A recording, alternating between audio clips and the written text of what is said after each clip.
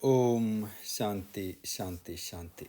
Namaste everyone. So in this video I'm hoping to take you through a very brief introduction into the Ashtanga Yoga, Ashta-anga.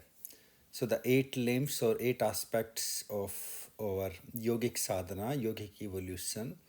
These 8 limbs are beginning with the yamas and niyamas. So the first two of the 8 limbs, the yama and niyamas, are really the moral and the ethical values or observances, virtues. It's sort of really finding a way to live in harmony, in alignment with our true self. That takes us into the asana, which is the posture, pose, poise, to how we hold ourselves together. This aspect is to work on our physical body and our energetic being. Moving into pranayam, here we use breath as a tool to work on our vital energies to enhance the vitality. Then we move into the mind aspect with the pratyahara, withdrawing our mind away from the objects and subjects of the senses, which leads our mind into dharana, the single pointed focus.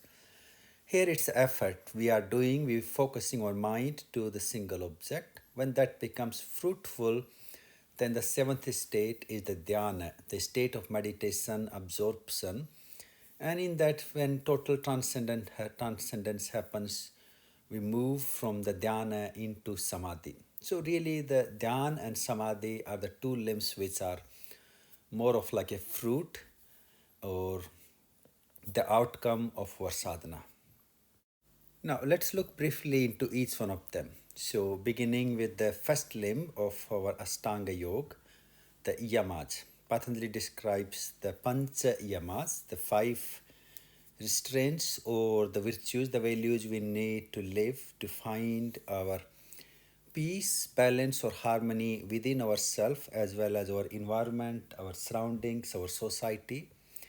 So these are again a bit of like a working on our animal nature of fight, flight, and moving into the responsive ability of a human behavior. The first of the yamas is ahimsa, which is a non-harm, compassion, or love, abstaining from any form of harm in any situation, at any event in our life. Satya. Satya is the truth or honesty or authenticity.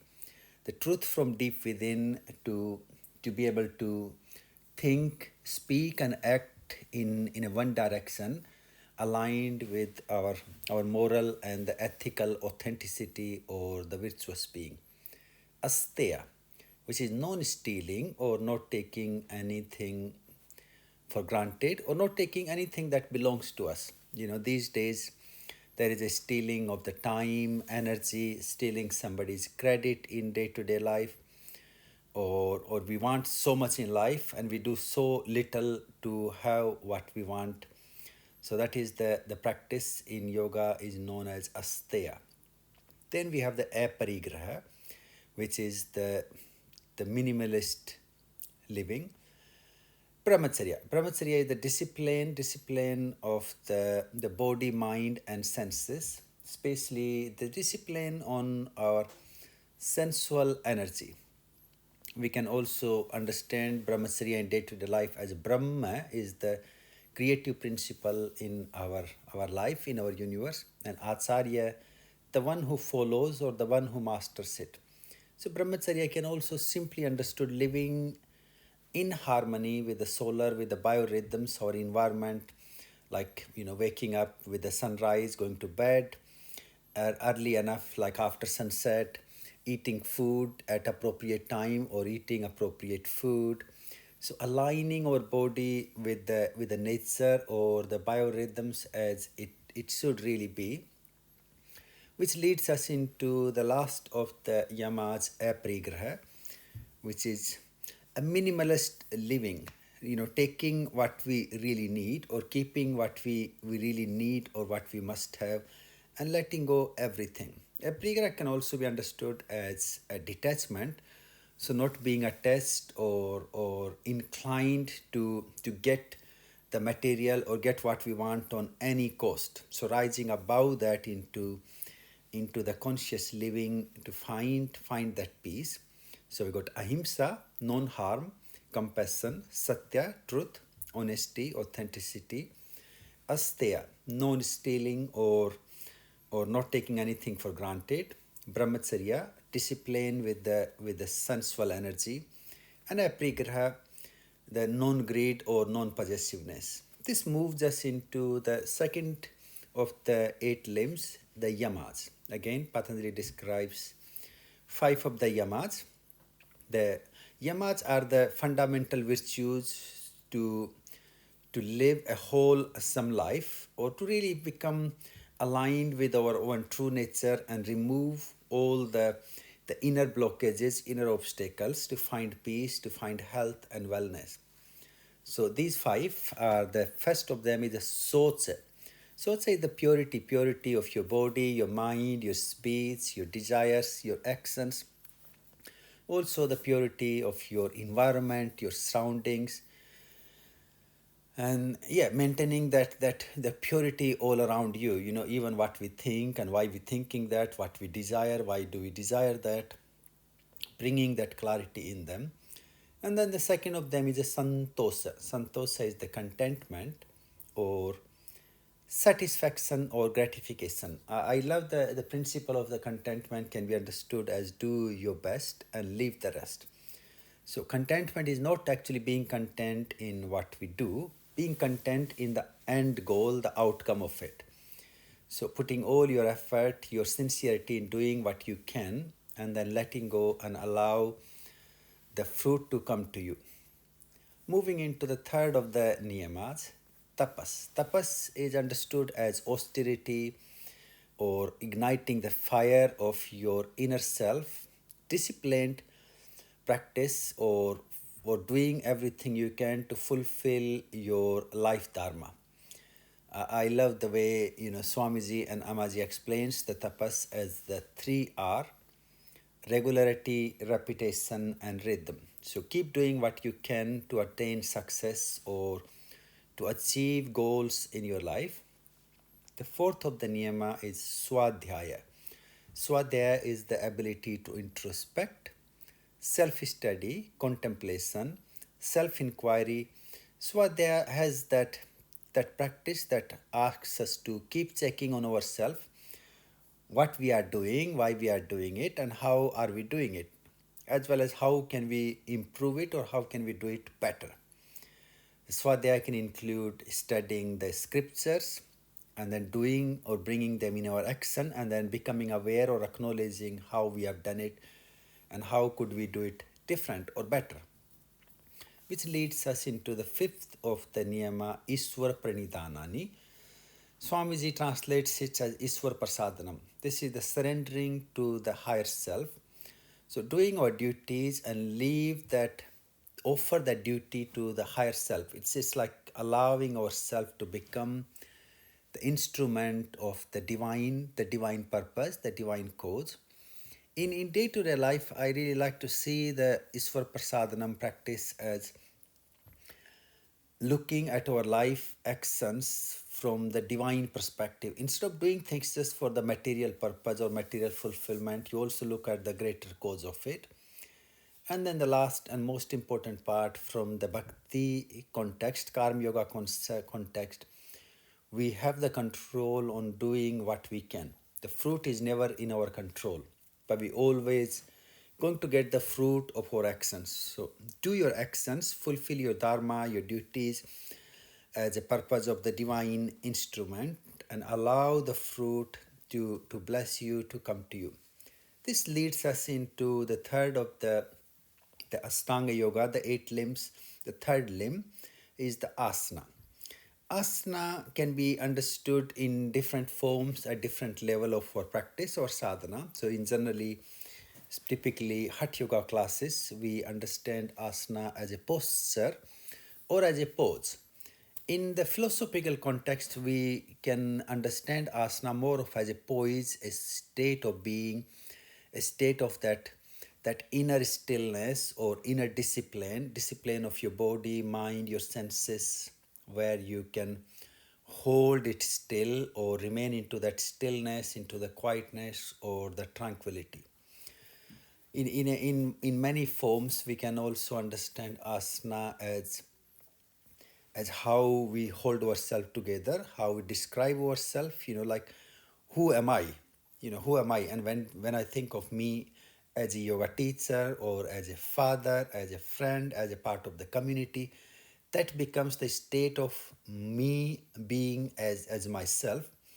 So that's how I express myself. So the asana can be understood as a physical composer to to to discipline our vital energies or life forces. Asana can also be understood as a way to work on our physical bodies, our nadis, our muscles, our nerves, to reestablish a state of deep relaxation or deep ease. But also, asana can be understood as a personality, how I compose myself, how I hold myself together, how I describe myself. In some forms, the asana is a term that used as a throne, as a state of being, a royalty, like a king of the place, who holds the ability, who makes the decisions when it need to be. So that's the sort of way to look at it.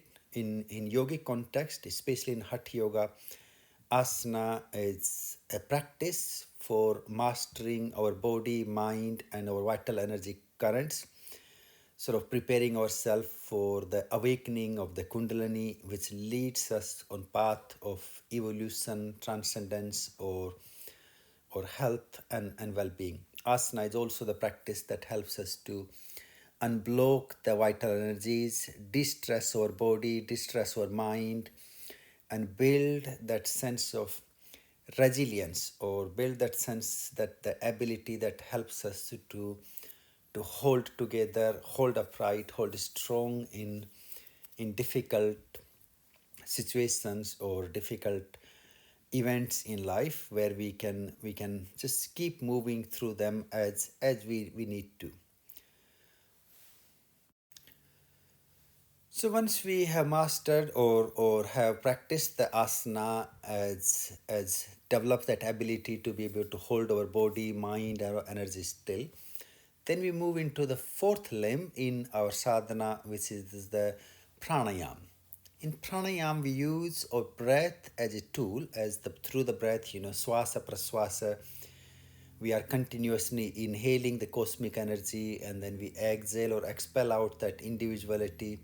So there is this continuous communication, the union between the cosmic and the individual energy, through which we also access to the higher energies or the vital energy currents. And of course, the yogis realize how our body, mind, and our consciousness are connected, and with the breath. So the breath becomes like an interlinking bridge. So if we can regulate or discipline our breath, change our breath into the conscious rhythmic way, to inhale, exhale, or hold in or hold out, that changes our vital energies, changes the state of our consciousness, the state of our mind, again leading us into a much more deeper place of peaceful being, the balanced being, harmonized being.